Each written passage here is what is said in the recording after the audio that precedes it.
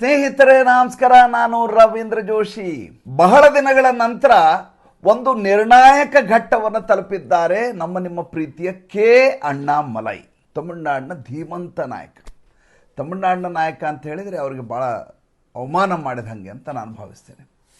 ಅವ್ರನ್ನ ರಾಷ್ಟ್ರ ನಾಯಕ ಅಂತ ಕರಿಬೇಕು. ಏಕೆಂದರೆ ಉತ್ತರದವರು ಒಬ್ಬ ದಕ್ಷಿಣದ ನಾಯಕನನ್ನು ಅತ್ಯಂತ ಗಂಭೀರವಾಗಿ ಪರಿಗಣಿಸಿದ್ದು ಯಾರಾದರೂ ಇದ್ದರೆ ಅದು ಕೇವಲ ಅಣ್ಣಾಮಲೈ. ಏಕೆಂದರೆ ಆತ ಮಾಡಿದಂಥ ಸಂಘಟನೆ, ಆತನ ಕೌಶಲ್ಯ, ಆತನ ಜನಪ್ರಿಯತೆ ಯಾವತ್ತೂ ಯಾರೂ ಕೂಡ ಅದನ್ನು ನಗಣ್ಯ ಮಾಡಲಿಕ್ಕೆ ಸಾಧ್ಯ ಇಲ್ಲ ಮತ್ತು ಅದನ್ನು ಟೀಕಿಸಲಿಕ್ಕೆ ಆಗೋದಿಲ್ಲ. ಅಂಥ ದೊಡ್ಡ ಕೆಲಸವನ್ನು, ಮಹತ್ ಕಾರ್ಯವನ್ನು ಯಾವುದೇ ಅಪೇಕ್ಷೆ ಇಲ್ಲದೆ ತಮಿಳುನಾಡಿನಲ್ಲಿ ಭಾರತೀಯ ಜನತಾ ಪಾರ್ಟಿಗೆ ಮಾಡಿದ ಏಕೈಕ ವ್ಯಕ್ತಿ ಕೆ ಅಣ್ಣಾಮಲೈ. ಅಣ್ಣಾಮಲೈಯವರು ಈಗ ಸೋತು ಹೈರಾಣಾಗಿ ಸಾಧ್ಯವೇ ಇಲ್ಲ ಅನ್ನುವಂಥ ಸ್ಥಿತಿಗೆ ಬಂದು ಹತಾಶರಾಗಿ ಕೊನೆಗೆ ದಿಲ್ಲಿಯ ರಾಜಕೀಯ ಪಡಸಾಲೆಗೆ ಬಂದು ಕೂತಿದ್ದಾರೆ. ಇದರ ಬಗ್ಗೆ ಬಹಳಷ್ಟು ರೀತಿಯ ವದಂತಿಗಳು ಹರಡ್ತಾ ಇದ್ದಾವೆ. ಕೆಲವರು ಹೇಳ್ತಾ ಇದ್ದಾರೆ ಅವರು ರಾಜ್ಯಸಭಾ ಸ್ಥಾನಕ್ಕಾಗಿ ಇವತ್ತು ದಿಲ್ಲಿಗೆ ಹೋಗಿದ್ದಾರೆ, ಅಲ್ಲಿ ಅವ್ರನ್ನ ರಾಜ್ಯಸಭಾ ಸದಸ್ಯರನ್ನಾಗಿ ಭಾರತೀಯ ಜನತಾ ಪಾರ್ಟಿ ಮಾಡಲಿದೆ, ಅದಕ್ಕೆ ಅವರು ಮಾತುಕತೆಗೆ ಅಮಿತ್ ಶಾ ಅವ್ರ ಬಳಿ ಹೋಗಿದ್ದಾರೆ, ನರೇಂದ್ರ ಮೋದಿ ಅವರು ಸಿಕ್ಕರೆ ಕಾಣ್ತಾರೆ ಅನ್ನುವಂಥ ಮಾತುಗಳನ್ನು ಹೇಳ್ತಾ ಇದ್ದಾರೆ. ಇನ್ನೊಂದು ಕಡೆ ಹೇಳಲಾಗ್ತಾ ಇದೆ ಅವರು ಪಕ್ಷವನ್ನು ತೊರೀತಾ ಇದ್ದಾರೆ. ತಮಿಳುನಾಡಿನಲ್ಲಿ ಇವರ ಅಗತ್ಯ ಈಗ ಇಲ್ಲ. ಯಾಕೆ ಅಗತ್ಯ ಇಲ್ಲ ಅಂತಂದರೆ ಈಗಾಗಲೇ ಒಂದು ದೊಡ್ಡದಾದಂಥ ಶಕ್ತಿ ಹೊರಹೊಮ್ಮಿದೆ, TVK ಅನ್ನುವಂಥ ಪಕ್ಷ ಹೊರಹೊಮ್ಮಿದೆ. ಅದು ಸದ್ಯಕ್ಕೆ 5 ವರ್ಷ ಅಂತೂ ಅಲ್ಲಾಡುವ ಯಾವುದೇ ಸಾಧ್ಯತೆಗಳಿಲ್ಲ. ಆ ರೀತಿಯಾದಂಥ ಸ್ಟ್ರಾಟಜಿಗಳನ್ನು ಮಾಡ್ತಾ ಇದ್ದಾರೆ. ಈ ಸಂದರ್ಭದಲ್ಲಿ ಭಾರತೀಯ ಜನತಾ ಪಾರ್ಟಿ ಮತ್ತು AIADMK ಸಖ್ಯದೊಂದು ಇದ್ದರೆ 5 ವರ್ಷ ಕಾಲ ನಿರುದ್ಯೋಗಿಯಾಗಿರಬೇಕು, ಪಕ್ಷಕ್ಕೇನು ಕೆಲಸ ಇರೋದಿಲ್ಲ, ಆದ್ದರಿಂದ ಪಕ್ಷವನ್ನು ತೊರೆದು ಬಿಡಬೇಕು. ಇದಕ್ಕೆ ಭವಿಷ್ಯ ಇಲ್ಲ ಸದ್ಯಕ್ಕೆ. ಮೂರನೇ ಆಪ್ಷನ್ ಹೇಳಲಾಗ್ತಾ ಇದೆ, ಇಲ್ಲ ಅವರು ಒಂದು ಹೊಸ ಪಕ್ಷ ಉದಯ ಆಗಲಿಕ್ಕೆ ಕಾರಣೀಭೂತರಾಗ್ತಾ ಇದ್ದಾರೆ, ಹೊಸ ಪಕ್ಷವನ್ನು ರಚನೆ ಮಾಡ್ತಾರೆ, ಅದಕ್ಕೆ ಒಂದು ಫೈನಲ್ ಎಕ್ಸಿಟ್ಗೆ ಅತ್ಯಂತ ಗೌರವಯುತವಾಗಿ ಪಕ್ಷವನ್ನು ತೊರೆಯೋದು. ಅಂದರೆ ಅನ್ಯಮನಸ್ಕನಾಗಿ, ಭಿನ್ನಮತೀಯನಾಗಿ, ಬಂಡಾಯ ಹೋಗಿ ಭಾರತೀಯ ಜನತಾ ಪಾರ್ಟಿ ಬಿಟ್ಟು ಹೋಗ್ತಾ ಇದೆ, ನನಗೆ ಸಿಗಬೇಕಾದಂಥ ಸ್ಥಾನಮಾನ ಸಿಗಲಿಲ್ಲ ಅಂತ ಒಂದು ಹೇಳಿಕೆಯನ್ನು ಕೊಟ್ಟು ಆ ರೀತಿ ಹೋಗಲಾರದೆ ಅತ್ಯಂತ ಗೌರವಯುತವಾಗಿ ಪಕ್ಷದಿಂದ ಹೊರಬರುವ ಆಲೋಚನೆಗಳಿದ್ದಾವೆ. ಇದು ಇನ್ನೊಂದು ಆಪ್ಷನ್ನ ಹೇಳ್ತಾ ಇದ್ದಾರೆ. ಇದು ರಾಷ್ಟ್ರ ಮಟ್ಟದಲ್ಲಿ ಭಾಳ ದೊಡ್ಡ ಮಟ್ಟದಲ್ಲಿ ಚರ್ಚೆ ಆಗ್ತಾ ಇದೆ. ನೋಡಿ, ರಾಷ್ಟ್ರೀಯ ವಾಹಿನಿಯಲ್ಲಿ ರಾತ್ರಿಯ ಪ್ರೈಮ್ ಟೈಮ್ನಲ್ಲಿ ಅಣ್ಣಾಮಲೈಯವ್ರ ಬಗ್ಗೆ ದೊಡ್ಡ ಮಟ್ಟದಲ್ಲಿ ಎಲ್ಲ ಚಾನಲ್ಗಳವರು ಚರ್ಚೆ ಮಾಡ್ತಾ ಇದ್ದಾರೆ ಅಂತಂದರೆ ಅಣ್ಣಾಮಲೈಯವರ ಸಾಮರ್ಥ್ಯ ಏನು, ಅಣ್ಣಾಮಲೈಯವರ ಶಕ್ತಿ ಏನು, ಅಣ್ಣಾಮಲೈಯವರ ಪ್ರಭಾವ ಏನು ಮತ್ತು ತಮಿಳುನಾಡಿನ ರಾಜಕೀಯದಲ್ಲಿ ಎಷ್ಟು ಆ ವ್ಯಕ್ತಿ ಅನಿವಾರ್ಯ ಅನ್ನೋದು ನಮಗೆ ಸ್ಪಷ್ಟವಾಗಿ ಗೋಚರ ಆಗುತ್ತೆ. ನೋಡಿ, ಭಾರತೀಯ ಜನತಾ ಪಾರ್ಟಿ ಇದೆಯಲ್ಲ, ಅದು ಮಾಡಿದ ಅದ್ಭುತವಾದ ಕೆಲಸಗಳು ಒಂದು ಕಡೆ ಇಟ್ಬಿಡೋಣ, ನಾವೆಲ್ಲ ಅಂಧಭಕ್ತರಾಗಬಾರ್ದು ಜೀವನದಲ್ಲಿ. ಆದರೆ ಅದು ಮಾಡುವಂಥ ಕೆಲವೊಂದು ಲೋಪಗಳು, ಎಡವಟ್ಟುಗಳಿದಾವಲ್ಲ, ಅದ್ರ ಕುರಿತು ಕೂಡ ನಾವು ವಿಮರ್ಶೆ ಮಾಡಬೇಕಾಗತ್ತೆ, ಆತ್ಮವಿಮರ್ಶೆ ಮಾಡ್ಕೋಬೇಕಾಗತ್ತೆ.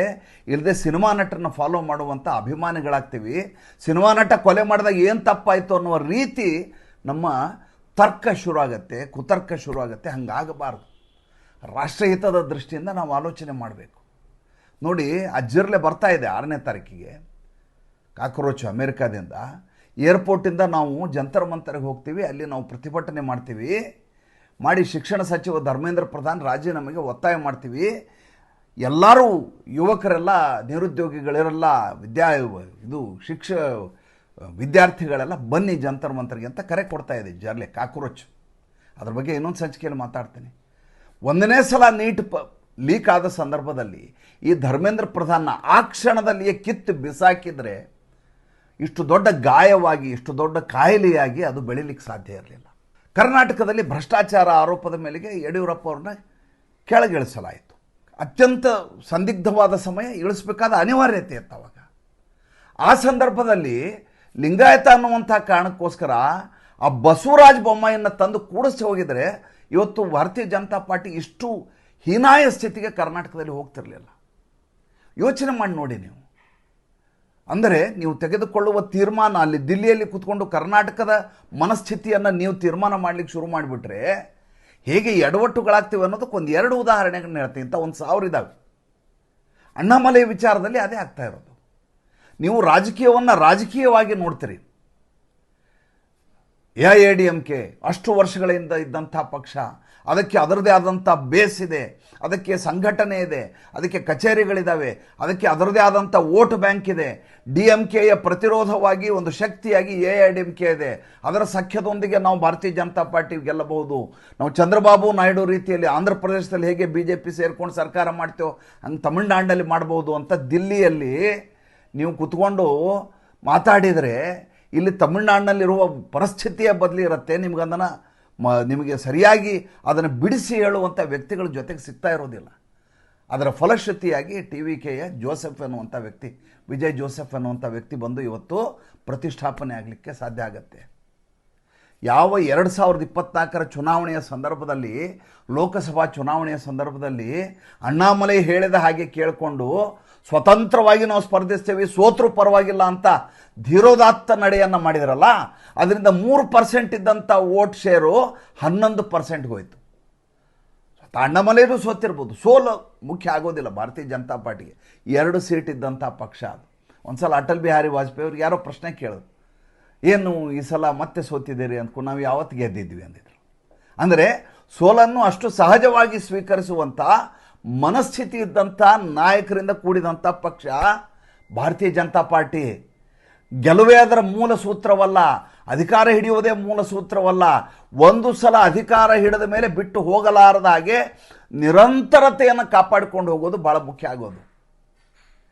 ಈ ಸಲ ಏನಾಯಿತು, 2026ರಲ್ಲಿ ಎಡಪ್ಪಾಡಿ ಪಳನಿಸ್ವಾಮಿ ಹೇಳ್ತಾನೆ, ನನ್ನ ಜಾತಿನೂ ಒಂದೇ, ಅಣ್ಣಾಮಲೈ ಜಾತಿನೂ ಒಂದೇ, ಒಂದು ಜಾತಿಯ ಇಬ್ಬರು ನಾಯಕರು ಒಂದೇ ಪಕ್ಷದಲ್ಲಿ ಇದ್ಬಿಟ್ರೆ ನಾವು ಹೋರಾಟ ಮಾಡೋದು ಕಷ್ಟ. ಅದಕ್ಕೆ ಅಣ್ಣಾಮಲೈನನ್ನು ಬದಿಗಿಡಿ BJP ಅವರೇ ಆತನನ್ನು ಸೇರಿಸ್ತಾ ಇಲ್ಲ ಹಳಬರು ಅಂತ. ಹಳಬರು ಸೇರಿಸ್ತಾ ಇಲ್ಲ ಅನ್ನೋದು ಯಾವತ್ತೂ ಮಾನದಂಡ ಆಗೋದಿಲ್ಲ. ಹಳಬರು ಏನು ಕಡದು ಕಟ್ಟೆ ಹಾಕಿದ್ದೇನಿದೆ ತಮಿಳುನಾಡಿನ ರಾಜಕಾರಣದಲ್ಲಿ BJP ಅವರು ಶೂನ್ಯ ಸಂಪಾದನೆ. ಅಣ್ಣಾಮಲೈ ಬಂದ ಮೇಲೆ BJP ಅನ್ನುವಂಥ ಒಂದು ಪಕ್ಷ ಇದೆ ಅಂತ ತಮಿಳುನಾಡು ಜನ ಗಂಭೀರವಾಗಿ ಪರಿಗಣಿಸೋದು. ಅಣ್ಣಾಮಲೈ ಚಪ್ಪಲಿ ಇಲ್ಲದೆ ಬೀದಿ ಬೀದಿ ಅಲದ್ರು. ಎಲ್ಲಿದ್ದರು ಹಳೆಯ ರಾಜಕಾರಣಿಗಳು, BJP ರಾಜಕಾರಣ ತಮಿಳುನಾಡಿನವರು ಒಬ್ಬರ ಹೆಸರು ಹೇಳಿ ಕರ್ಕೊಂಬಂದು ನಯನಾರ್ ನಾಗೇಂದ್ರ ಅನ್ನೋನ್ನ ಅಧ್ಯಕ್ಷ ಮಾಡಿರಿ. ಏನು ಕಡದ ಕಟ್ಟೆ ಹಾಕಿದ್ದಾರೆ, ಹಳಸಿದ ಚಿತ್ರಾನ AIADMK.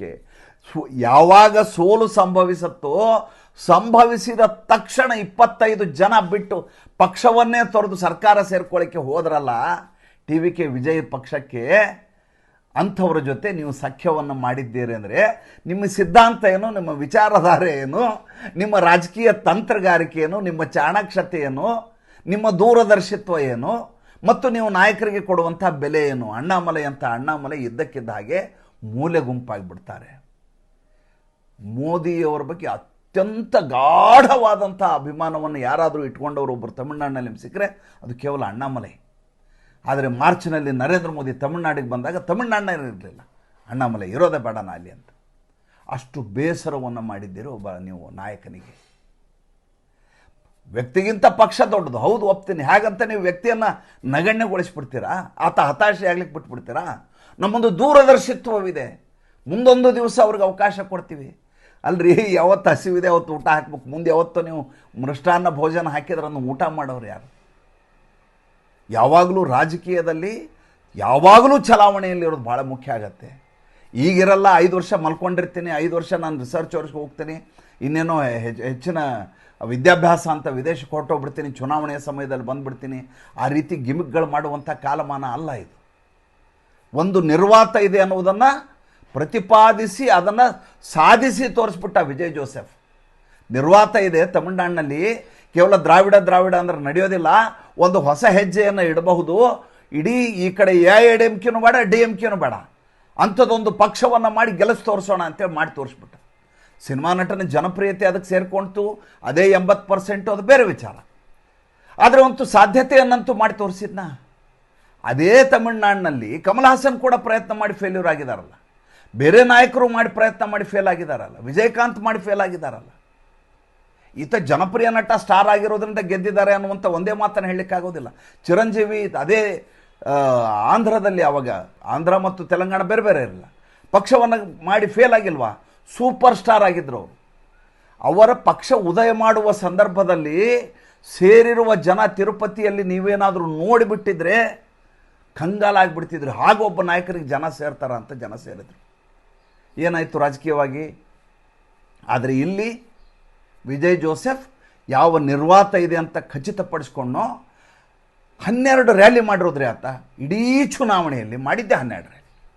ಗೆಲುವು ಯಾವ ಮಟ್ಟದ ಗೆಲುವು ನಿರೀಕ್ಷೆಯನ್ನೇ ಮಾಡಲಿಕ್ಕೆ ಸಾಧ್ಯ ಇಲ್ಲ. ಈ ಕಡೆ AIADMK, ಈ ಕಡೆ DMK ಯ ದುಡ್ಡು, DMK ದೌರ್ಜನ್ಯ, DMK ಯ ಅಧಿಕಾರ ಎಲ್ಲವೂ ಆ ಒಂದು ಕಡೆ ಇದ್ದರೂ ಕೂಡ ತಕಡಿನಲ್ಲಿಟ್ಟಾಗ ವಿಜಯ್ ಜೋಸೆಫ್ ತೂಕ ಜಾಸ್ತಿ ಆಯಿತು. ಅಣ್ಣಾಮಲೆಗೆ ಅಸತ್ಯ ಗೊತ್ತಿರಲಿಲ್ವಾ? ಅಣ್ಣಾಮಲೆ ಇಲ್ಲದೆ ಹೋದರೆ ಬರಿಗಾಲಿನಲ್ಲಿ 3 ವರ್ಷ ಯಾಕೆ ಸುತ್ತಾ ಇದ್ದ ಹೆಣ್ಮಕ್ಕಳಂತ ಆತನಿಗೆ ಖಚಿತವಾಗಿ ಗೊತ್ತಿತ್ತು. ತಮಿಳುನಾಡಿನ ಜನ ಹೊಸತಿಗಾಗಿ ಹಾತೊರಿತಾ ಇದ್ದಾರೆ, ನಾನು ಏನಾದರೂ ಸರಿಯಾಗಿ ಇದನ್ನು ಬಿತ್ತಿಗೆಯನ್ನು ಬಿತ್ತಿದರೆ ನಾಳೆ ಫಲ ಬರೋದು ಗ್ಯಾರಂಟಿ ಅಂತ ಆತನಿಗೆ ತುಂಬ ಚೆನ್ನಾಗಿ ಗೊತ್ತಿತ್ತು. ಇದೇ ಕೆಲಸವನ್ನು ಹಿಂದೆ ಅಟಲ್ ಬಿಹಾರಿ ವಾಜಪೇಯಿ ಅವರು ಇದೇ ರೀತಿಯಾದಂಥ ಮೈತ್ರಿಯನ್ನು ಮಾಡಿಕೊಂಡು ಅಧಿಕಾರ ಕಳ್ಕೋಬೇಕಾಯಿತು ಭಾರತೀಯ ಜನತಾ ಪಾರ್ಟಿಯಲ್ಲಿ. ಹಾಗಾದ್ರೆ ಅಟಲ್ ಬಿಹಾರಿ ವಾಜಪೇಯಿ ಚಾಣಾಕ್ಷ ರಾಜಕಾರಣಿ ಅಲ್ವಾ? ಆದರೆ ಪ್ರತಿ ರಾಜಕಾರಣಿ ಕೂಡ ಈ ರೀತಿ ಮುಗ್ಗರಿಸಿ ಬೀಳ್ತಾರೆ ಭಾಳಷ್ಟು ಸಲ. ಆ ಮುಗ್ಗರಿಸಿ ಬಿದ್ದದ್ದನ್ನು ನಾವು ಹೇಳದೆ ಬೇರೆ ಯಾರು ಹೇಳ್ತಾರೆ ರೀ? ಅದನ್ನು ರಾಹುಲ್ ಗಾಂಧಿ ಹೇಳಬಾರ್ದು, ಪ್ರಿಯಾಂಕಾ ವಾಡ್ರಾ ಹೇಳಬಾರ್ದು, ಕಪಿಲ್ ಸಿಬಲ್ ಹೇಳಬಾರ್ದು, ನಾವು ಹೇಳಬೇಕು. ಯಾಕೆಂದರೆ ಆರಾಧಿಸುವಂಥ ಜನ ನಾವು, ರಾಷ್ಟ್ರಭಕ್ತಿಗಾಗಿ ಸಂಪೂರ್ಣವಾಗಿ ಬ್ಲೈಂಡಾಗಿ ನಂಬುವಂಥ ಜನ ನಾವು ಈಗಿರುವಂಥ ಸರ್ಕಾರವನ್ನು. ಆದರೆ ಅವರು ಒಬ್ಬ ವ್ಯಕ್ತಿಯನ್ನು ಈ ರೀತಿ ಹತಾಶ ಸ್ಥಿತಿಗೆ ತೆಗೆದುಕೊಂಡು ಹೋದಾಗ ಅದರ ವಿರುದ್ಧ ಧ್ವನಿ ಎತ್ತಬೇಕಾದ ಜವಾಬ್ದಾರಿ ಕೂಡ ನಮ್ಮದೇ, ಅದು ನಮ್ಮ ಕರ್ತವ್ಯ. ಆತನಿಗೆ ಹೇಳಿದ್ರಂತೆ ರಾಜ್ಯಸಭಾ ಸ್ಥಾನಮಾನ ಬೇಕಾರ್ಕೊಂಡು, ನನಗೆ ಕೇಂದ್ರದ ರಾಜಕಾರಣ ಮಾಡುವಂಥ ಅಗತ್ಯ ಇಲ್ಲ ಅಂತ ಮೊದಲೇ ಅಣ್ಣಾಮಲೈ ಹೇಳಿ ಆಗಿ ಹೋಗಿದೆ. ಹಾಗಾದರೆ ಏನು ಪಕ್ಷವನ್ನು ಮಾಡುವ ತಾಕತ್ತಿದೆಯಾ ಅಣ್ಣಾಮಲೈಗೆ? ಖಂಡಿತ ಇಲ್ಲ. ಇವತ್ತಿನ ಕಾಲಘಟ್ಟದಲ್ಲಿ ಒಂದು MLA ಎಲೆಕ್ಷನ್ ನಿಲ್ಲಕ್ಕಾಗೋದಿಲ್ಲ. ಕೋಟ್ಯಾಂತರ ರೂಪಾಯಿ ದುಡ್ಡು ಬೇಕು, ಬಂಡವಾಳವನ್ನು ಹೂಡಬೇಕು, ದುಡ್ಡನ್ನು ಹಂಚಬೇಕು. ಆ ಕಾಲಘಟ್ಟದಲ್ಲಿ ಇರುವಂಥ ರಾಜಕಾರಣವನ್ನು ನಾವು ಈ ಪರ್ವದಲ್ಲಿ ನಾವಿರೋದು ಇಲ್ಲ. ಆತನ ಜನಪ್ರಿಯತೆಗೆ ಜನ ಓಟ್ ಹಾಕ್ತಾರೆ. ನೀವೇನೇ ಮಾಡಿ ನಿಮ್ಮ ಎದುರಾಳಿ ಯಾವ ರೀತಿ ದುಡ್ಡನ್ನು ಚೆಲ್ತಾರೆ ಅಂದರೆ ನೀವು ಮಾತಾಡಲಿಕ್ಕೆ ಸಾಧ್ಯ ಇಲ್ಲ, ಆ ರೀತಿ ಮಾಡ್ತಾರೆ. ಸಂಘಟನೆ ಇದೆಯಾ? ವಿಜಯ್ಗೆ ಭಾಳ ದೊಡ್ಡ ಮಟ್ಟದ ಸಂಘಟನೆ ಇತ್ತು, ಫ್ಯಾನ್ ಕ್ಲಬ್ಗಳಿದ್ವು. ಇಡೀ ತಮಿಳುನಾಡಿನ ಹಳ್ಳಿಯಲ್ಲಿ ಫ್ಯಾನ್ ಕ್ಲಬ್ಗಳಿದ್ವು. ಪ್ರತಿ ಮನೆಗೆ ಪ್ರತಿ ಮನಕ್ಕೆ ವಿಜಯ್ ಜೋಸೆಫ್ ಯಾರು ಅಂತ ಗೊತ್ತಿತ್ತು. ಆತನ ಪರಿಚಯ ಬೇಕಾಗಿರಲಿಲ್ಲ. ಅಣ್ಣಾಮಲೈ ಆ ರೀತಿ ಪರಿಚಯ ಮಾಡ್ಕೊಳ್ಳಿಕ್ಕೆ 3 ವರ್ಷ ಚಪ್ಪಲಿ ಸವಿಸಿದ್ದಾರೆ. ಅದಾದ ಮೇಲೆ ಆತನಿಗೆ ದಕ್ಕಿದ್ದೇನು? ಪಕ್ಷದಿಂದ ಅಧ್ಯಕ್ಷ ಸ್ಥಾನದಿಂದ ಹೊರಗೆ ಹಾಕಿದ್ದು. ಯಾವನೋ ಒಬ್ಬ ನಯನಾರ್ ನಾಗೇಂದ್ರ ಅನ್ನೋ ತಂದು ಕೂಡಿಸಿದ್ದು, ಹಳಸಿದ ಚಿತ್ರಾನ್ನದ ಪಕ್ಷದ ಜೊತೆ ಮೈತ್ರಿ ಮಾಡಿಕೊಂಡದ್ದು, ಡಿಸಾಸ್ಟರ್ ರೀತಿಯಲ್ಲಿ ಸೋಲನ್ನು ಕಂಡದ್ದು. ಚುನಾವಣೆಗೆ ಸ್ಪರ್ಧಿಸ್ತಾ ಇದ್ರೆ ಬೇಜಾರೇ ಇರಲಿಲ್ಲ. ಇಲ್ಲ, ಈ ಬಾರಿಯ ಚುನಾವಣೆಯಲ್ಲಿ ನಮ್ಮ ಹೋರಾಟವಿಲ್ಲ. ಅಲ್ಲಿ ಮಾಡ್ತಾರೆ ನೋಡಿ, ಮಾಯಾವತಿ ಕಳೆದ ಬಾರಿ ಮಾಡಿದರು 2024ರ ಲೋಕಸಭಾ ಚುನಾವಣೆಯಲ್ಲಿ. ನಾನು ಲಕ್ನೌನಲ್ಲಿದ್ದೆ ಅವತ್ತು. ಪತ್ರಿಕಾಗೋಷ್ಠಿ ಬೆಳಗ್ಗೆ 10 ಗಂಟೆಗೆ ಸ್ಪಷ್ಟವಾಗಿ ಹೇಳಿದರು, ನನ್ನ ಆರೋಗ್ಯ ಸರಿಯಿಲ್ಲ, ಜೊತೆಗೆ ನಾನು ಚುನಾವಣೆಯಲ್ಲಿ ಸೆಣಸುವಂಥ ಮನಸ್ಥಿತಿಯಲ್ಲಿಲ್ಲ. ಈ ಬಾರಿಯ ಚುನಾವಣೆಯಲ್ಲಿ ನಮ್ಮ ಸ್ಪರ್ಧೆ ಏನಿದ್ರು ಗಂಭೀರವಾಗಿ ಇರೋದಿಲ್ಲ. ಓಕೆ, ನಿಮ್ದು ಏನಿದೆ ಅದು ಹೇಳಬೇಕಲ್ವ? ಅದನ್ನು ಬಿಟ್ಟು ನೀವು ಎಡವಟ್ಟು ಮಾಡಿಕೊಂಡು ಈಗ ಅಣ್ಣಾಮಲೈ ಇಷ್ಟು ದಿವಸ ಆಗೋಯ್ತು, ಇಲ್ಲ ನಾವು ಯಾವುದೇ ನಾಯಕನನ್ನು ಬಿಟ್ಟು ಕೊಡೋದಿಲ್ಲ, ನಾವು ಅಣ್ಣಾಮಲೈನ ಬಿಟ್ಟು ಕೊಡೋದು, ನಮ್ಮ ಹತ್ರ ಬೇರೆ ಬೇರೆ ಐಡಿಯಾಸ್ ಇದೆ. ಏನಿದೆ ನಿಮ್ಮ ಐಡಿಯಾಸ್ ಹೇಳಿ? ಧರ್ಮೇಂದ್ರ ಪ್ರಧಾನ್ ಇಂಥ ದೊಡ್ಡದಾದಂಥ ಡಿಸಾಸ್ಟರ್ ಮಾಡಿದ್ದಾರೆ ಇಡೀ ಶಿಕ್ಷಣ ವ್ಯವಸ್ಥೆಯಲ್ಲಿ. ನೋಡಿರಿ, ಜೂನ್ 21ಕ್ಕೆ ಎಕ್ಸಾಮ್ ಇದೆ, ಮತ್ತು ನೀಟ್ ಎಕ್ಸಾಮು ಇನ್ನೊಂದು ಸಲ. ಜೂನ್ 6ನೇ ತಾರೀಕು ಕರೆ ಕೊಟ್ಟಿದ್ದಾನೆ ಅವನು, ಕಾಕ್ರೋಚು, ನಾವೆಲ್ಲ ಸೇರೋಣ ಜಂತರ್ ಮಂತರ್ನಲ್ಲಿ ಅಂತ. ಹುಡುಗರು ಹಾದಿ ತಪ್ಪಿಸ್ಲಿಕ್ಕೆ ಕಾಯ್ತಾ ಇದ್ದಾರೆ. ನಾನು ನಿನ್ನೆಯ ಸಂಚಿಕೆಯಲ್ಲಿ ಹೇಳಿದ್ದೆ ನಾನು ನಿಮ್ಗೆ ಏನಂತ, ಗುಜರಾತ್ನಲ್ಲಿ ಒಂದು ಮೆಸ್ ಬಿಲ್ ಜಾಸ್ತಿ ಮಾಡಿದ್ದಕ್ಕೆ ಚಿಮನ್ ಭಾಯಿ ಪಟೇಲ್ ಅಲ್ಲಿ ಮುಖ್ಯಮಂತ್ರಿ ಮೆಸ್ ಬಿಲ್ ಜಾಸ್ತಿ ಮಾಡಿದ್ದಕ್ಕೆ ಹೋರಾಟ ಶುರುವಾಗಿದ್ದು ಎಲ್ಲಿ ಹೋಗಿ ನಿಂತ್ಯೋ? ಬಿಹಾರದಲ್ಲಿ ಒಂದು ದೊಡ್ಡ ಹೋರಾಟಕ್ಕೆ ನಾಂದಿ ಆಯ್ತದು. ಜಯಪ್ರಕಾಶ್ ನಾರಾಯಣ್ ನಿಂತರು, ಸರ್ಕಾರವನ್ನು ಕೆಡವಿದರು. ಜನತಾ ಪಾರ್ಟಿ ಸರ್ಕಾರ ಬಂತು ಮುಂದೆ, ನಿಮ್ಗೆ ಗೊತ್ತಿದೆ.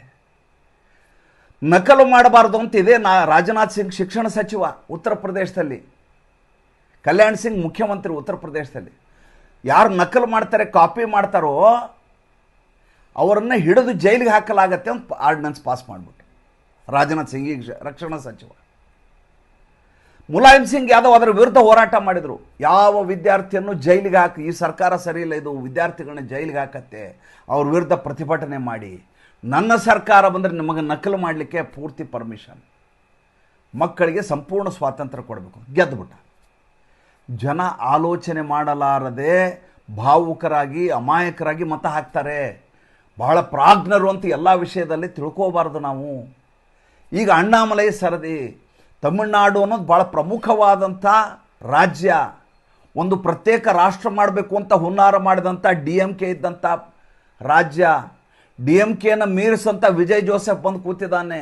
ಮತಾಂಧ, ಕ್ರೈಸ್ತ, ಆತನ ತಲೆಯಲ್ಲೆಲ್ಲ BJP ವಿರುದ್ಧವಾದ ಆಲೋಚನೆಗಳಿದ್ದಾವೆ. ಅಂಥಲ್ಲಿ ಒಂದು ದೊಡ್ಡ ಶಕ್ತಿಯಾಗಿ ಹೊರಹೊಮ್ಮುವ ಅವಕಾಶ ಇದ್ದ ಸಂದರ್ಭದಲ್ಲಿ ಅಣ್ಣಾಮಲೈಗೆ ನೀವು ಮಾಡಿರುವಂಥ ಕೆಲಸ ಇದೆಯಲ್ಲ, ಪ್ರಮಾದ ಇದೆಯಲ್ಲ, ಅದಕ್ಕೆ ಇವತ್ತು ರಿವೋಲ್ಟ್ ಆಗಿ ಆತ ಬಂದು ದಿಲ್ಲಿಯಲ್ಲಿ ಕೂತದ್ದು. ಎಂದೂ ದಿಲ್ಲಿಗೆ ಹೋಗೋ ಮನುಷ್ಯ ಅಲ್ಲ ಆತ. DK ಶಿವಕುಮಾರ್, ಸಿದ್ದರಾಮಯ್ಯ ಎಲ್ಲ ಬೆಳಗ್ಗೆ ಎದುರು ಹೋಗಿ ದಿಲ್ಲಿನಲ್ಲಿ ಬಾಗಲು ಬಡಿಯೋದು, ಸೋನಿಯಾ ಗಾಂಧಿ ಮನೆ ಬಾಗಲು ಬಡಿಯೋದು, ರಾಹುಲ್ ಗಾಂಧಿ ಮನೆ, ಅದಲ್ಲ. ಸ್ವಾಭಿಮಾನವನ್ನು ಮೆರೆದಂಥ IPS ಆಫೀಸರ್ ಆತ. ಆತನ ಸ್ಥಾನಮಾನ ಯೋಚನೆ ಮಾಡಿ ಅಂಥವನಿಗೆ ಇವತ್ತು ಈ ಸ್ಥಿತಿಗೆ ತಂದು ನಿಲ್ಲಿಸಿದಾರಲ್ಲ, ಇದನ್ನು ಯಾರಾದರೂ ಒಪ್ಪಿಸ್ಲಿಕ್ಕೆ ಸಾಧ್ಯ ಏನ್ರಿ, ಒಪ್ಪಲಿಕ್ಕೆ ಸಾಧ್ಯ ಏನ್ರಿ? ತಮಗೇನು ಅನ್ನಿಸ್ತು ದಯವಿಟ್ಟು ತಿಳಿಸಿ. ಬೇಸರದಿಂದ ಮಾಡಿದ ಸಂಚಿಕೆ ಅದು. ಮತ್ತೆ ಮುಂದಿನ ಸಂಚಿಕೆಯಲ್ಲಿ ಬರ್ತೀನಿ. ಸಂಚಿಕೆ ಇಷ್ಟ ಆದರೆ ಲೈಕ್ ಮಾಡಿ, ಫಾಲೋ ಮಾಡಿ, ಶೇರ್ ಮಾಡಿ. ನಮ್ಮ ಮುಕ್ತ ಪತ್ರಿಕೋದ್ಯಮಕ್ಕೆ ಆರ್ಥಿಕವಾಗಿ ಬೆಂಗಾವಲಾಗಿ ನಮಸ್ಕಾರ.